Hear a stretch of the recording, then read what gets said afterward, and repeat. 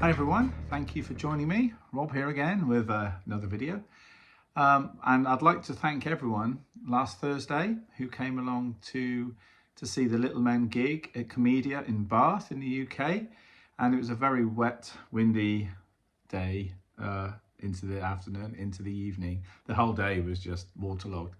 And Comedia is a big old room, and I think we managed to get about 70 people in there, which was great. So thank you all for coming down. It was a great gig.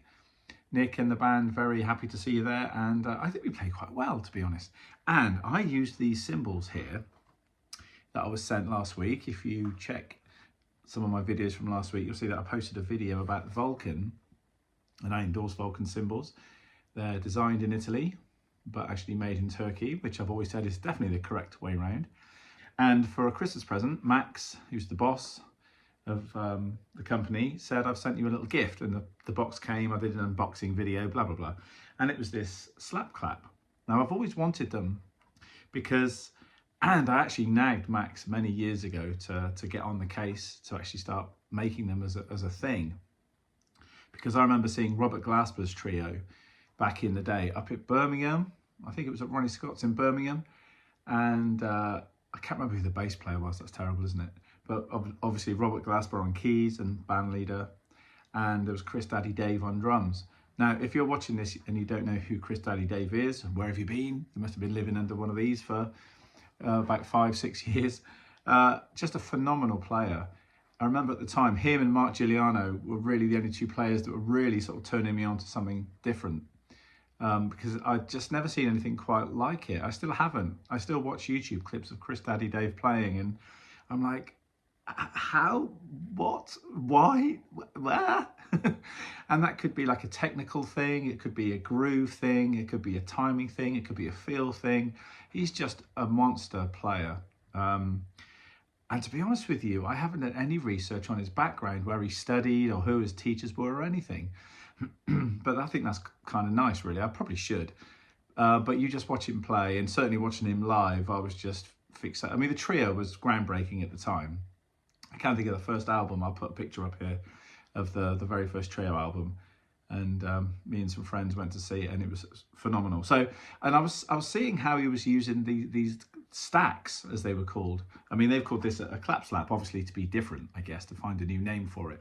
But like for a stack, and I think maybe Meinl or one of those companies started doing it first. And you know what? It may have even gone back to Johnny Rabb back in the day. Maybe he was the first one to do these things. I really can't remember, because he was a stunning player as well, completely, out of this world, something completely different, I thought at the time. Anyway, so I've always wanted one, and I've made a stack by putting two cymbals on top of each other. We get away with it.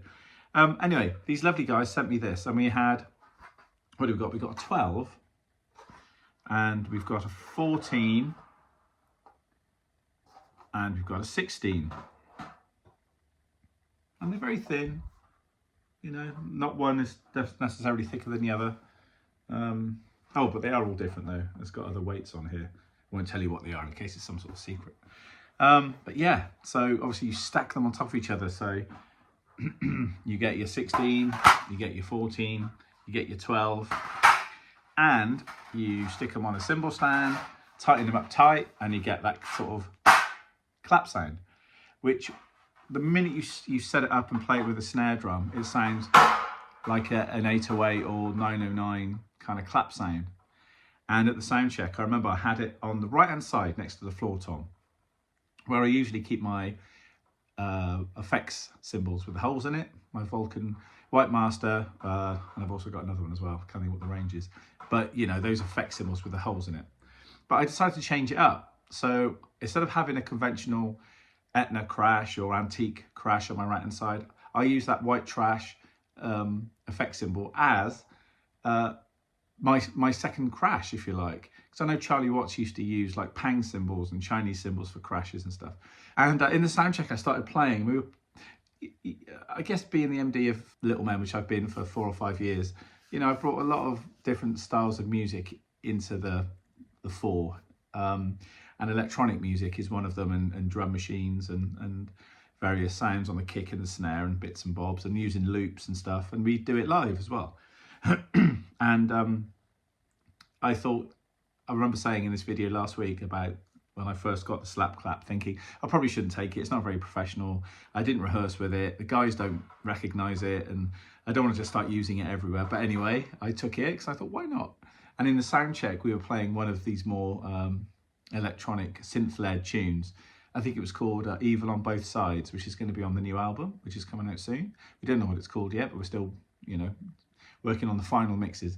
And I started putting it on there. And another one from the same album called Right From Wrong, which again could take that on either on beat 2 or on beat 4 of every second or fourth bar or something, getting that sound.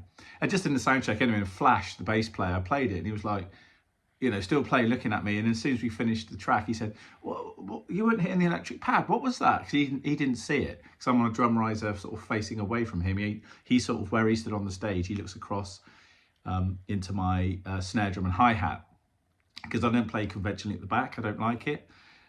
So usually at the back, you know, it's drums and then keyboards, guitar, bass player, you know, the band fans like that way. But I don't like it. I've literally turned it around the other way. So as you look at the stage, I'm on the side facing in, and then the keyboard player, left hand, is on the side as well, facing me. And then you've got Nick and Joe in the middle, and then behind them, just set off behind them, you have Zach on guitar on the right and Flash on bass. So it is sort of like a semicircle. I think it really works. And the few people who've been to see it have gone like, that's weird at the start. Like before we've gone on, they said, are you staying there? Or are they moving it? And I'm like, no, that's where I'm staying. So the audience sees sort of straight through, from the floor tom straight through. They see me sideways view basically playing. So I'm facing Mark and the audience is here. And it's a very different thing from being stuck at the back. The communication is brilliant because you can see everybody. And being the MD, I thought, hell, why not? Anyway, and he couldn't see because Flash is here and he's just looking directly there. He doesn't see the side of the kit. So he was like, what is it? And I showed him and he blew his stack. Stack. He thought it was amazing. And it was a cool sound. And I did use it at the gig. And when you get something like this, you know, it's very easy to overuse it and it gets a bit annoying. It's like, oh, it's a new toy. He's going to use it. And because I'd said this on the video last week, and some of those people are on my YouTube, are also on my Instagram, and they saw and they'd commented. Some of them said, oh, you use the clap slap or slap clap stack in the end. I see. Nice one. How was it? So I did use it, yeah, but I did the right thing. I used it sparingly and in sort of correct places where I probably would have programmed a clap sound. So I didn't overuse it at all. Probably only on 2 songs and only in certain sections, not all the way through, which I think made it stand out more. And yeah, it was brilliant. It was absolutely brilliant. I wasn't sure the first time in that sound check I was playing it. I was like, does this sound right? But it does. It sounds really good. And actually, when you're on top of it, next to it, it doesn't give you the same feel as when you're, you know, slightly away from the kit, where the sound travels and it's a bit different. Because when I first started playing, I was like, I'm not sure. But then when band members were looking, going, oh, that's cool. What's that? I thought, hey, it's working. And as I say, Flash said, where's that clap sound coming from? So it did its job. So it does sound like a clap and not 3 pieces of metal just thrown together. It actually worked. And you can actually experiment by loosening the tension, you know, the wing nut on top of the cymbal stand and changing the tensions a little bit, putting more foam between, you know, the wing nut and the cymbal. And I actually took mine off. I use Cympad. I've used them for years. I think they're really good. People used to laugh at me. I was one of the first endorsers in the UK to use them. People were like, oh, is it because they come in funny colours that you think they're cool? I was like, no, it's because they do a really good job. And they've got different size foam you can use. Yes, loads of different colours. Yes, that is true. But it was the fact that the foam come in different sizes and widths and lengths and stuff that I thought was really interesting. They do a really wide one, which I had kicking around here, but I don't know where it is now. But if you're on a sort of very quiet jazz gig, you put it underneath your jazz ride and it just hushes it up without having to put loads of dampening all over the cymbals, you know, what am I trying to call them? Moon gels and things all over the cymbals. Though Vulcan actually do make their own cymbal control mufflers, which are brilliant.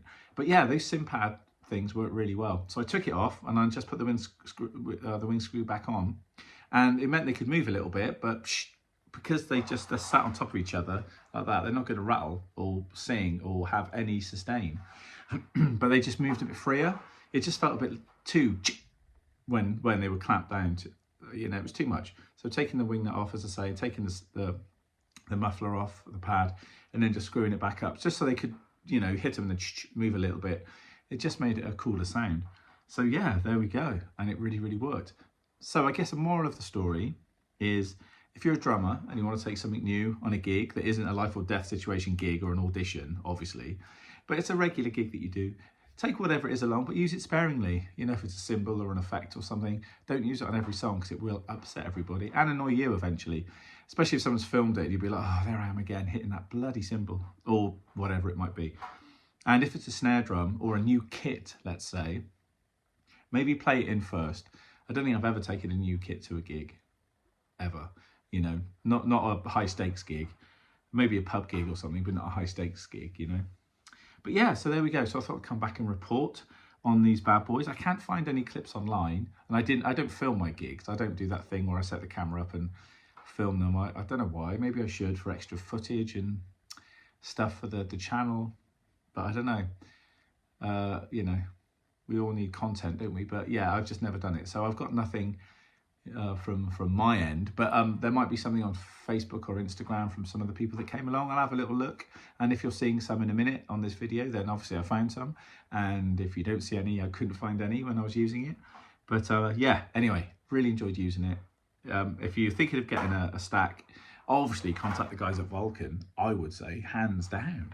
But yeah, if there's one in your local drum shop store and you want to check them out, go and buy them. These little effects things are nice to have. I'm not going to use it on my next jazz gig necessarily, though I probably will with my quartet, I have to say. I think it will suit in some of the funk stuff that we do, but I'm certainly not going to be using it on a Kind of Blue or a Love Supreme style gig. You know what I mean? It's not, you know, Coltrane-y, Miles Davis-y vibe, and you can take that up to the modern day, Joshua Redman, whatever, you know. I'm not going to be sort of playing him unless the band leader asks for it, in which case I'll bring it. But yeah, but great, always good to experiment. So I'm saying, go out, buy that Splash, buy that China, buy that Pang cymbal, buy that stack, you know, look at your cymbals, find some other sounds to put in there. And as I say, swapping up my second crash, which would be a normal thing for me to have to crash right, left and right, which is obvious, we all do that. To change that second crash for the white effects trash cymbal, the effects cymbal, was a great thing to do. It really changed up how I thought about how I crash on the right hand side of the kit, and also made me think that if I didn't want to crash here, maybe I'd already played it maybe a few bars before, then I'd go around, play a double stroke with my right, and then play the crash over here with my left, because I wanted to hear that crash again instead of this one. Do you see what I mean? So it made me play slightly differently. Didn't put me off. It challenged me in a good way. Made me think, okay, I know I can normally go here. There's that lovely Etna crash this side. But because it wasn't there, I had to think about what I wanted to do. So I sometimes play a fill with no crash, come straight back to the hat, which is always good. But I must admit, the times I did that, it was dynamically sound to do that, because I would have done that on the record, and I didn't want an extra sustain going into a verse if the verse comes right down. But there were times where I made some, you know, on the spot decisions. So all good. So there you go. So if you have any questions on this stack, or if you use them yourself, please leave some comments down below. I love to hear from you, and I'm getting a lot of comments, and I'm getting round to answering you all. I noticed I was answering some on a Gary Newman post the other day that were like a year old, so apologies for that. Yeah, I need to up my game on that. But let me know what you think about the stacks. If you came to the gig, let me know as well. Other than that, stay cool, stay groovy. Keep liking, please, and subscribing and sharing. I know we always say it, but it takes a second to hit that like button. And notifications, you know, so you know when I'm posting videos. I do appreciate it, and get my subscribers up. So anyway, hope your 2026 is grooving on well, and I'll sign off here, and I'll see you on the next video.